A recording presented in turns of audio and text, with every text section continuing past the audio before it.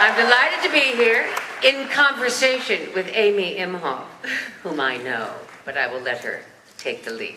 Yes. Yes. Well, you've had a very busy year, haven't you? I've had a great year, Amy. She has been everywhere. Uh-huh. Book out in May. My second book, How to Forget, was published on May 21st. Thank you. This was a tougher one. I think it's a better one. I went away to Ireland. It took me 5 years. My oldest son got a little sick, and that interrupted the process momentarily. It's not at all what I wanted to write, Amy. By the way, those colors look familiar, but that dress is of a different configuration than anything I was allowed to wear on the bridge. Not exactly Starfleet regulation. No. And the wand, the hair thing, very, very good. Thank you. Very, very good. Yes, so I wrote about my parents in the loneliness of Ireland. It was austere, it was cold, it was wet, it was bleak, and I went deep. And I found out things that I never dreamed I'd find out at this stage of the game. The tap, tap, tap of the psychic ice pick emerged, and the book had its way with me. So I've written it, and I'll be selling it tomorrow. I hope you'll stop by. It's called How to Forget. How they lived and how they died and how I was defined by them. And Kate will be doing a signing tomorrow from 10 to 1 of just the book on a complimentary basis. So please get the book in the dealer room, the Barnes & Noble dealers. What does that mean? I compliment everybody who gets the book? I mean, they would. And I will, yes. So not only do you have the book out, you finished the final season of Orange is the New Black. I finished the final season. But I then went on to do another series called Mr. Mercedes immediately after we finished. So I don't think I've had time to understand exactly the effect of it all 7 seasons. I will say this. I imagine a smattering of you, and only a smattering of you have actually watched the entire 7th season. I think it's more than you think. Oh, yeah, that's a nice resounding cry. Red did not fare well, but perhaps this is a reflection, and certainly vis-a-vis Genji Cohen, of what happens to women as they age in prison, especially given the corruption under which they age. So it was hard for me because I am taken down by the very illness that debilitated my beloved mother, which is what I write about in How to Forget. Little did I know that Red would suffer this affliction. And when Genji Cohen called me at the beach last summer, before we started shooting, she said, I need to talk to you about how I think Red should go out.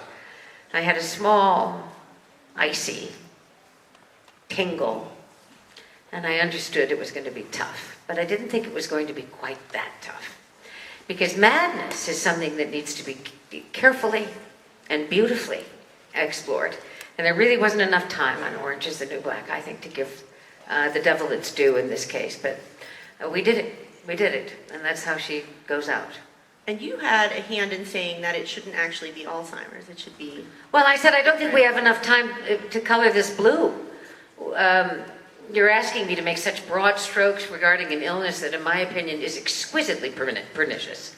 I mean, this thing is so diabolical and so shaded, so textured, that if I played every minute of every hour of all 13 episodes in the final season, it probably wouldn't have been enough to examine it as carefully and as diligently as I think it needs to be examined. So I did the best I could, but they were leaps. Senile dementia, Alzheimer's, call it what you will. It's not pretty.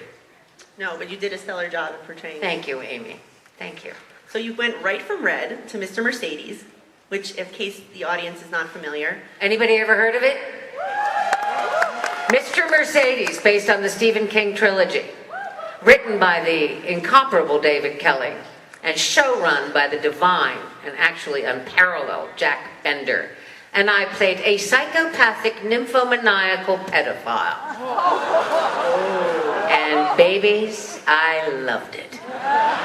It was so liberating. I haven't felt like that since I was 22 years old. Should we continue this conversation? Yes, I think we should. Go figure. Out of the arms of dementia, into the fire of psychopathy. As she's a serial murderer. She's absolutely unpredictable. She's very smart.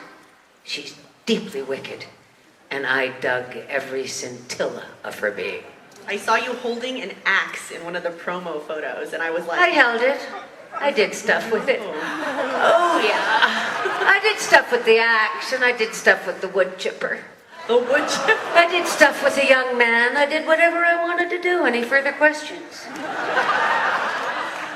We are all going to be very surprised. But you know what the you in interesting that thing role. is, Amy? Why I just leapt like a kid into that fire.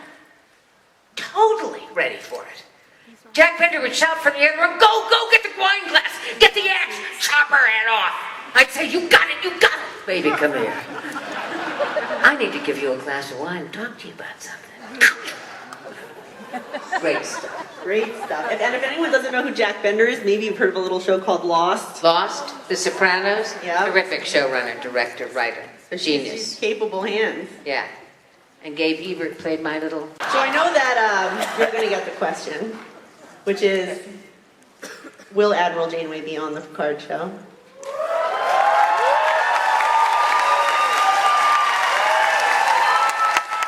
As you can see, they want it.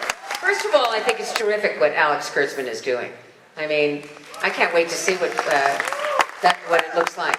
And I can't wait to see what Patrick Stewart is doing. I'll bet he's doing some sort of really remarkable work at this stage of the game. I understand that Jerry Ryan is Yes. a part of that. Seven will be. It's all very, very exciting, and it's very broad thinking. And I'm waiting for that phone call, breathlessly. It'd be fun. But it's his show, and I wish them all the best. The very, very Wonderful. best. See, we've already covered Picard, which I know is what most of you wanted. Yeah. But so, if you were to return to Admiral Janeway, where do you think she is? What do you think she's up to? I don't really know. As I said to a few of the people in the VIP room, I think Janeway's first and foremost a scientist, Amy. Mm-hmm. She may, of course, her rank notwithstanding, her longing and her passion and her essence is to explore, to discover. That's why I said to those guys in that room, it was terrible that we got lost in the Delta Quadrant. I spent my life apologizing for it. But I don't think Janeway felt so badly about it. She had the opportunity to discover To discover strange new everything. worlds. And that is really, I think, what made her beat. And I love that about her. And you get so many women now who are in their 30s And the scientists are scientists, the 30s, most 40s. impassioned group. Really, it's an extraordinary thing. And an extraordinary time, I think, to be alive and to be a scientist. And to be a female scientist is now. There will be leaps and bounds now taken, I think. It's inevitable in a very exciting way and auspicious way, yes.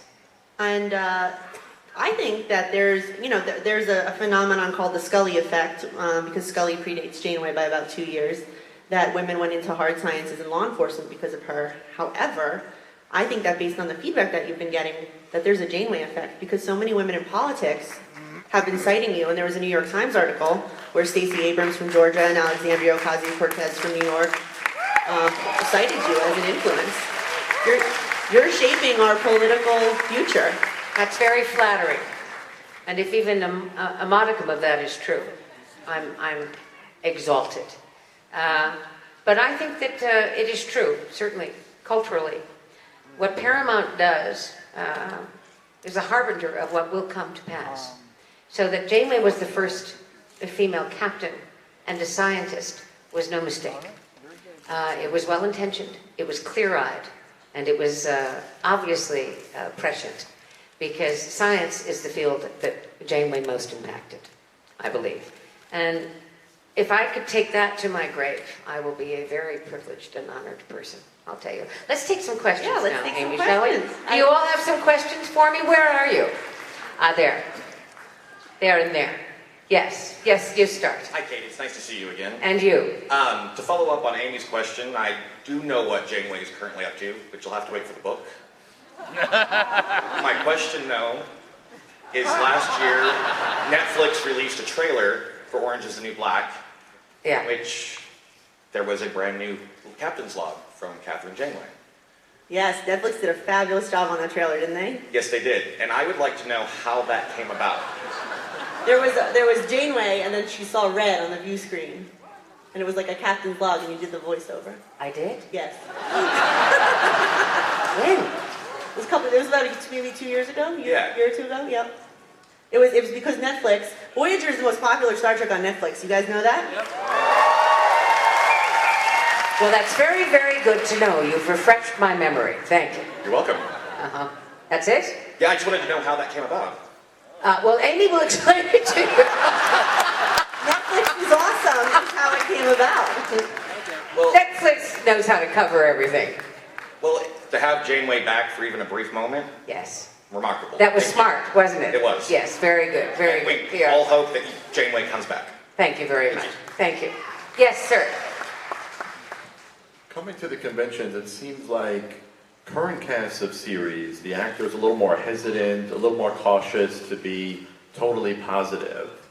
And the people who shows ended 20, 30 years ago, they tend to give you a little more of the real scoop. They're a little more open, who they get along with who, what happens. How does that feel like being removed from a show for 20 years as opposed to current series? 25. 25. What you can talk about, is there a freedom when you haven't been on the show for a long time as opposed to one that's current? I felt that freedom then. I don't have any problem with honesty in the moment. Actors are by nature skittish. We get fired a lot. We lose jobs a lot. We get rejected a lot. And when we get a good job, we want to hold on to it. So there's a shyness, a wariness, a carefulness. But I've never felt that. I mean, I just don't. It's not in my DNA. So I'm happy to share at all times, all things. It's a wonderful thing to play a great part. So if these guys are a little more reticent, maybe it's because they maybe are being counseled to be a little more reticent. Maybe their story is a little, in and of itself, You got to keep differently the secrets. shaped. Huh? Keep the secrets of the show. Keeping the secrets, exactly. I don't think I divulged everything at the time, but I talked about Janeway, quite frankly, in case you hadn't noticed. Yes. Thank you. Thank you. Yes, yes, ma'am. Hi, thank you for coming. It's always a pleasure to see you. You are my hero. Thank you. Oh, nice. So I'm wondering, with everything that's happening in our world today, do you think Star Trek should get back to the topical things that they tackled in the 60s during the The Prime Directive? Is that what you're talking about? Well- The essential issues of transcendence of race, creed, species, Yes, etc. exactly. Humanity, compassion, etc., Right. etc. Absolutely. It's the banner. That's what Roddenberry wanted. That's the whole idea. But I believe that Kurtzman is revitalizing that philosophically. Am I wrong? I haven't seen Discovery. And frankly, I haven't seen the movies. Don't blame me.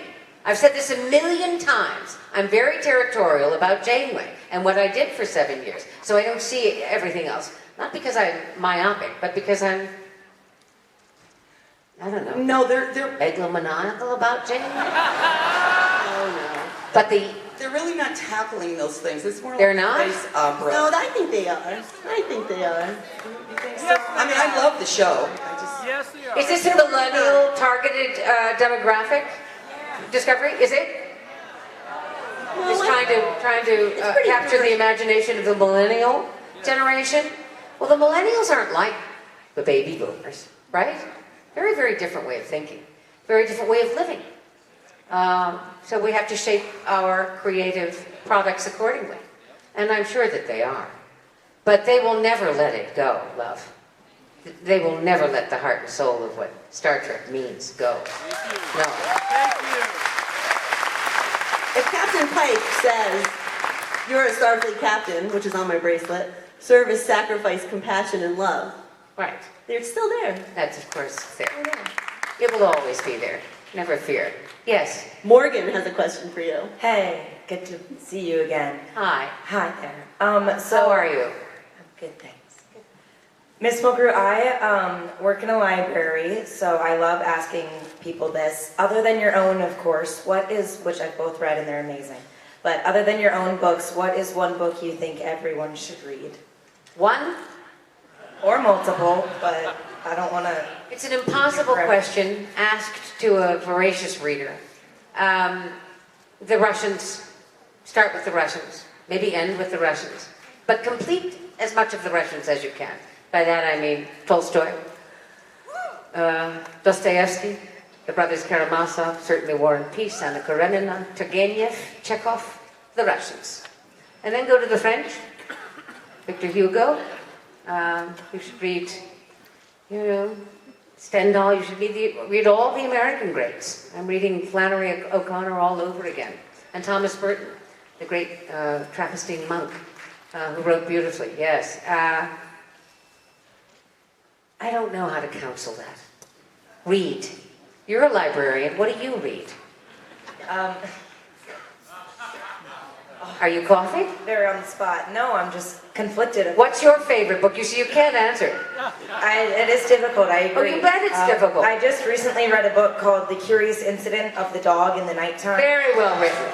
By somebody with autism or Asperger's. What was it? Mm-hmm. Asperger's? I believe so, yeah. Yes, very clever. Very, very It's a good. beautiful play Yeah. and definitely sheds light on I like the world that from book. a different perspective. Yeah. Thank Good. you so much. Well, good for you. I love librarians. It's a dying art because people aren't reading anymore. How many here have an actual hard copy of a book with them?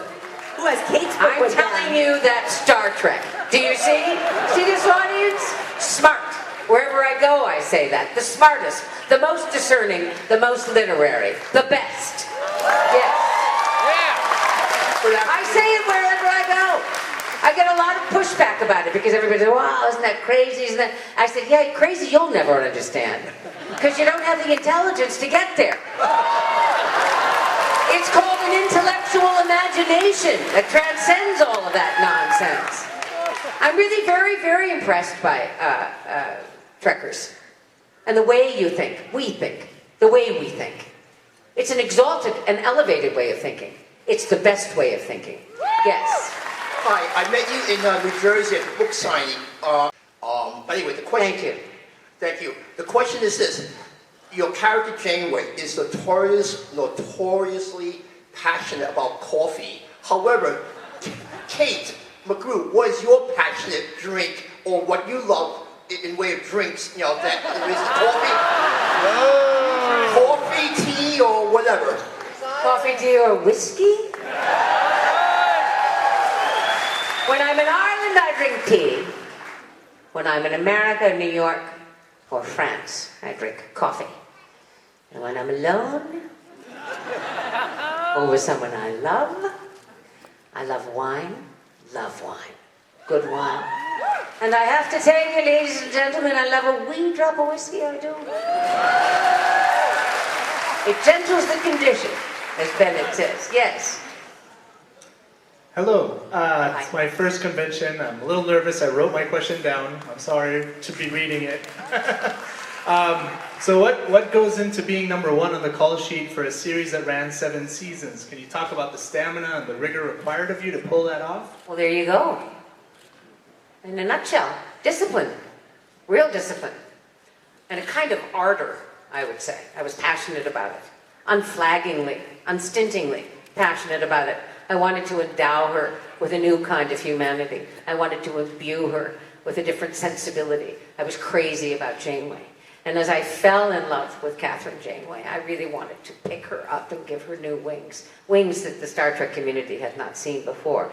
Having said that, and to that end, I had 2 small children at home. I was a single mother. So I would tell you that I had a rigid schedule to which I adhered for 7 years. I never went into that soundstage cold. Not one day. I learned my lines every single night. That was number 1.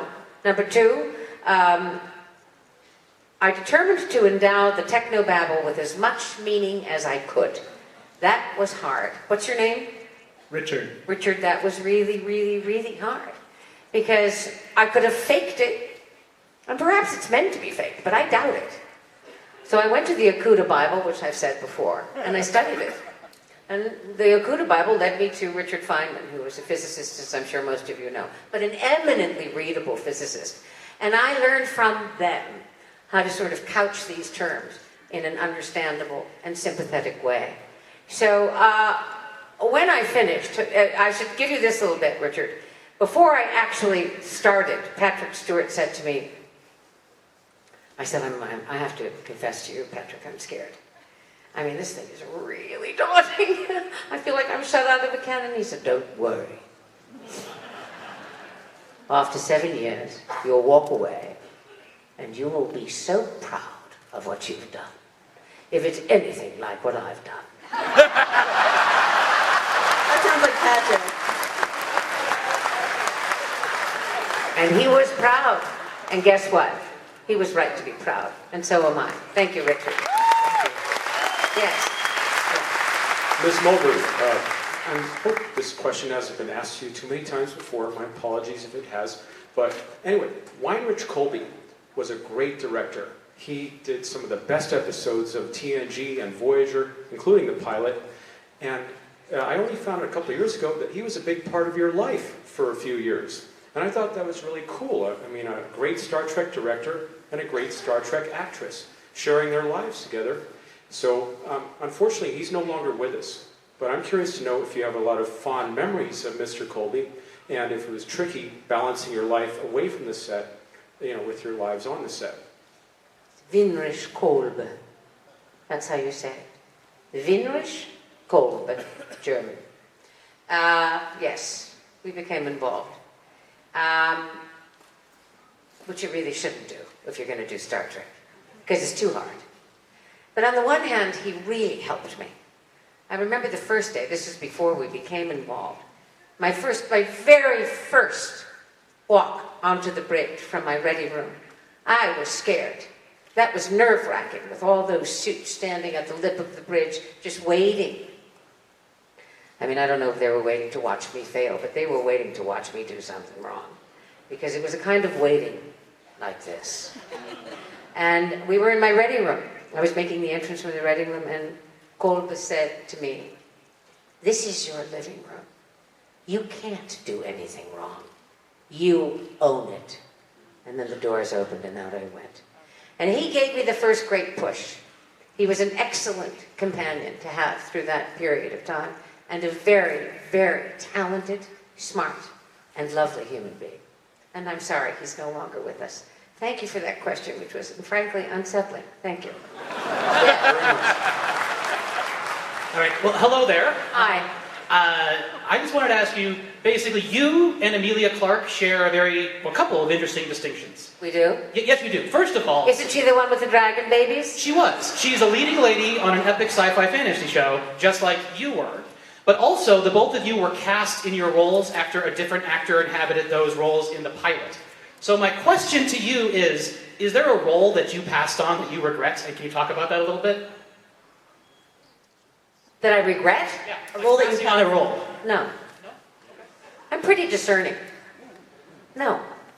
But like nothing that was turned out to be epic that would have triggered a bigger movie career or more. Well, I think I probably would have recognized it at the time. Thank you. You rock. Thank you. Yeah. Anyway, I don't think Emilia Clarke was a sci-fi. Game of Thrones is fantasy. It's not sci-fi. And never the twain shall meet. Kate told me something pretty Dragon babies. We don't have dragon babies. Yes. No. What house do you think? What house do you think Kate belongs to? What house on Game of Thrones do you think Kate belongs to? What house? What house? I know. Bennett told me what house. She's House Lannister, you guys. I never saw it, much of it. Bennett's going to give me pushback on this. I saw a couple of episodes because I was intrigued by the Lannisters because the brother and the sister were having sex. I mean, that's pretty riveting. And then I saw that boy fall out the window because he was doing peekaboo, right? Yeah. And isn't that the whole story? Can't compare to science fiction. Next. Hi, how are you? So, my question is, what specific things do you think can be done to decrease the stigma around birth parents and adoption? The stigma around birth parents and adoption. Yeah. What can be done? That's up to Mother Nature, and she's not very kind in this regard. Women will continue to get pregnant when they don't want to be pregnant. And women will continue to want to be pregnant, and they won't be able to get pregnant. Because Mother Nature doesn't give a damn. as long as the human race goes on. We're going to fall, we're going to get up, we're going to fall down, we're going to get up again. Birth parents, the giving away, the renunciation of children, the reclamation of those children, it's all incredibly complicated, fiercely sad, one might argue unbridgeable. I think as long as we remain human, and we choose life, as long as we love life and one another, it's going to be okay. But it cannot be without its flaws and its difficulties, love. Because 'twas ever thus, right? We don't choose a lot of the time, it just happens. Doesn't answer it very well, but I mean it about love and humanity. I think that's a great answer. Thank you, and thank you for that question. Yes. Hi, Miss Mulgrew. Hi. You probably don't remember me, but we met in 2006 at the Secaucus, New Jersey convention. Secaucus. Yeah. I was 13, and I asked you for advice on how to be an actress. I remember this. I was there too. You were? Yes. Amy, you were? No, I do. I remember this question. Okay. Okay. So my question isn't directly for you. What I want to explain to everybody is Kate was the sweetest, most honest person, and to be honest, even going and getting my 2 bachelors from the University of Central Florida in theater and film, she has probably given me the best advice out of all my teachers, directors, and everybody I've ever worked with. And at the end of all of it, she got the entire room to stand up and applaud for me. Yeah. And it was one of the biggest, most inspirational moments in my life. So, I would like everybody here who has ever been inspired by this amazing, talented woman to please stand up for a round of applause. Are you an actress? Thank you. Thank you. Are you an actress? She's an actress!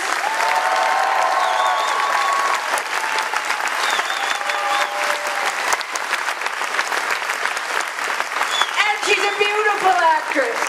Go get her. Thank you for that. How lovely. Thank you.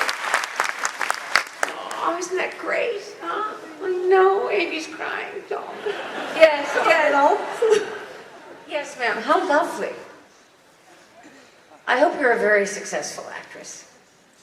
You're certainly a deep one. Wonderful. Yes, ma'am. Hi, Kate. Hi. I love and respect Janeway and you. Thank you. Trying to be you. I see.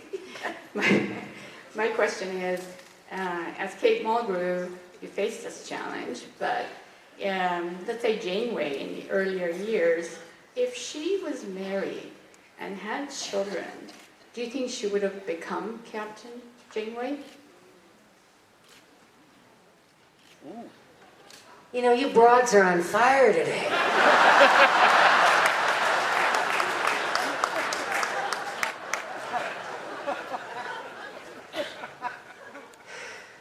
Probably. Probably. And I say that as if I'm tiptoeing through a field of nettles, because it was so hard to play it and raise my 2 boys, who to this day have not seen me on Star Trek Voyager, and never will.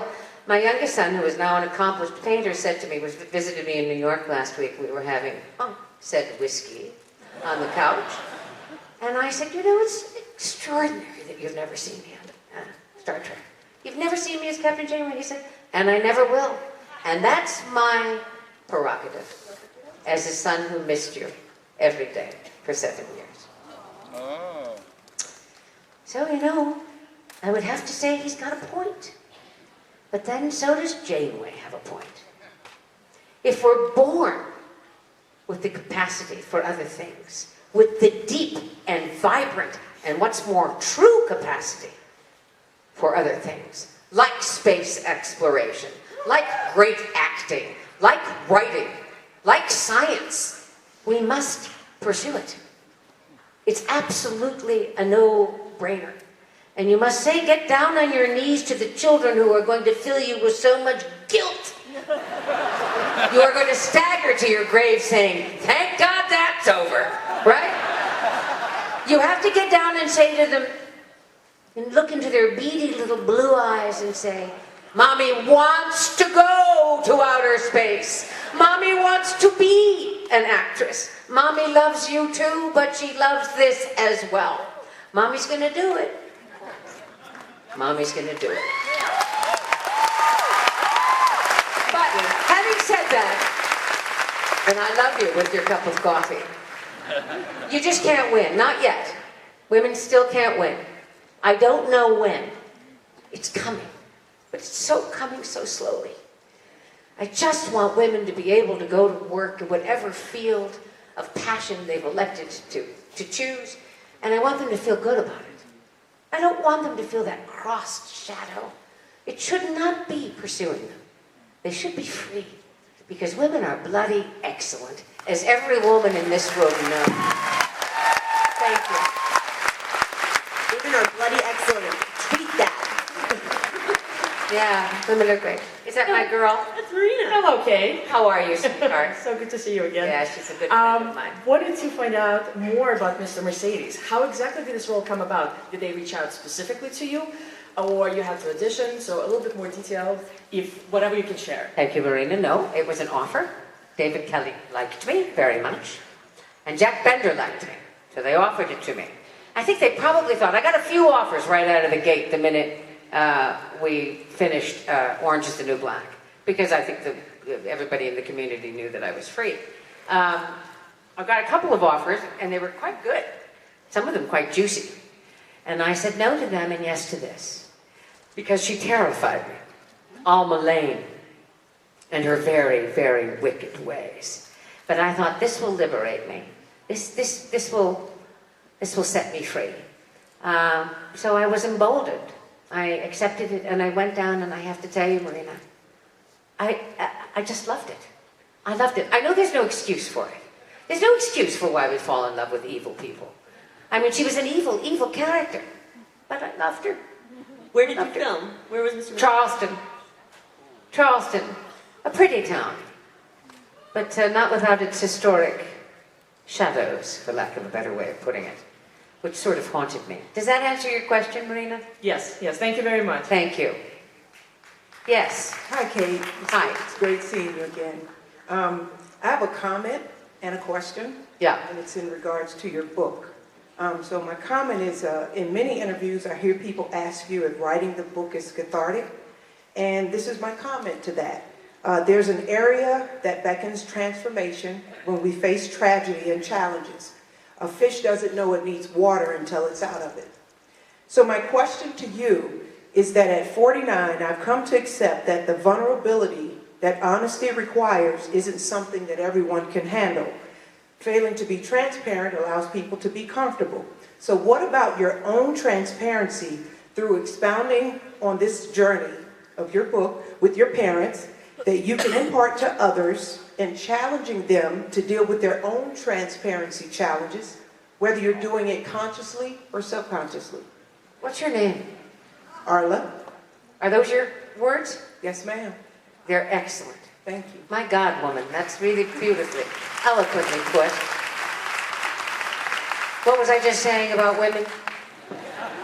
And you put the needle to me in those comments. Because I got away with murder most of my life in terms of concealing my vulnerability. I could play at it, give you a little peek, sort of make you think that I was deeply vulnerable without exposing myself at all. Got away with it for years. In writing How to Forget, there was simply no way out. I had to walk the plank.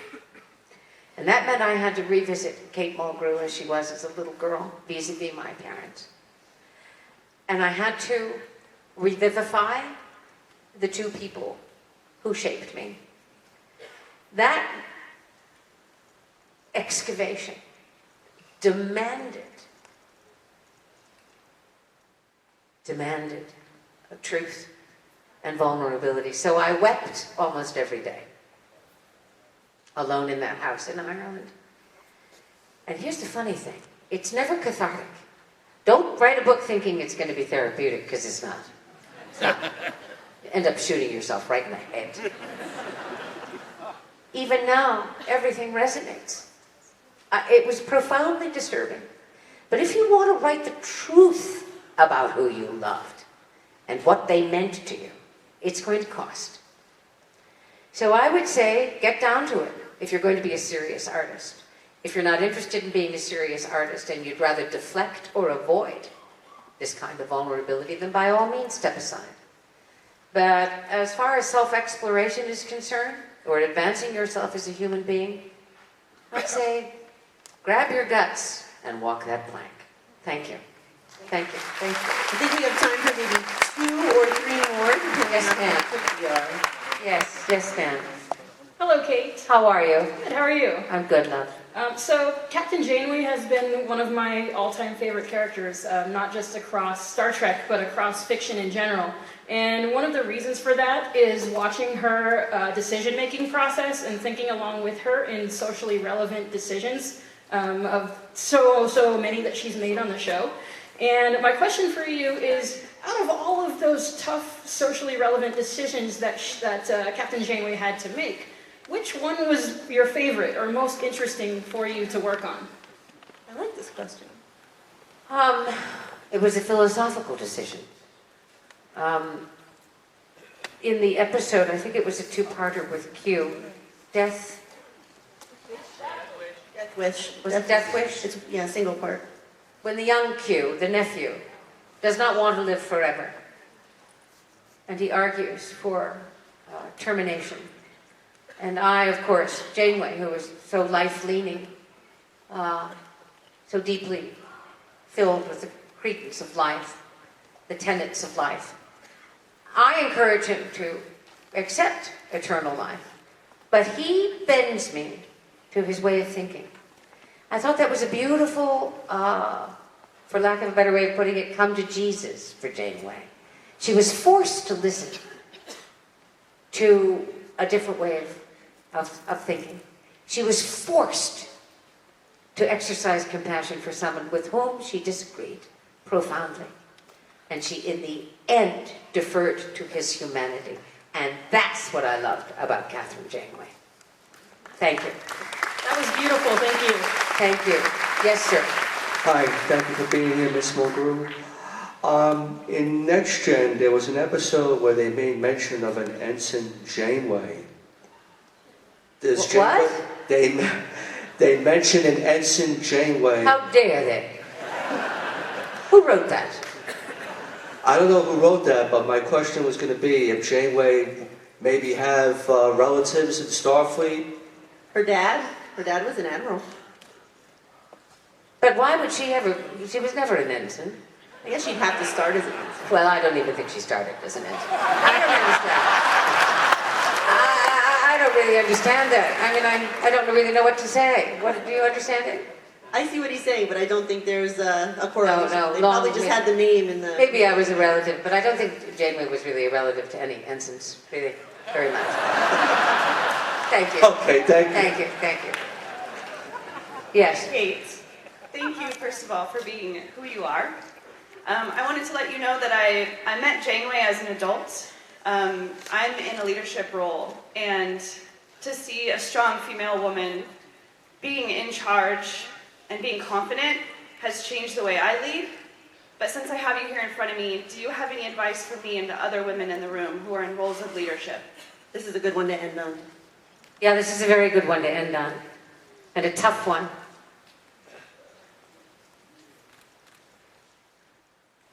You better come forward now, as you have never dared to come forward before. It is time for women to rise up, unafraid, to understand that we have every right in the world to rise up, to return to the world what it has given to us tenfold. We are equal, and we are in many ways better, and we are in many more ways deeply empathetic as a gender. But we are a passionate, powerful, smart, all together fearless gender. And it is time to stand up, and it is time to rise up. So on that note, I say, thank you, Las Vegas. Thank you.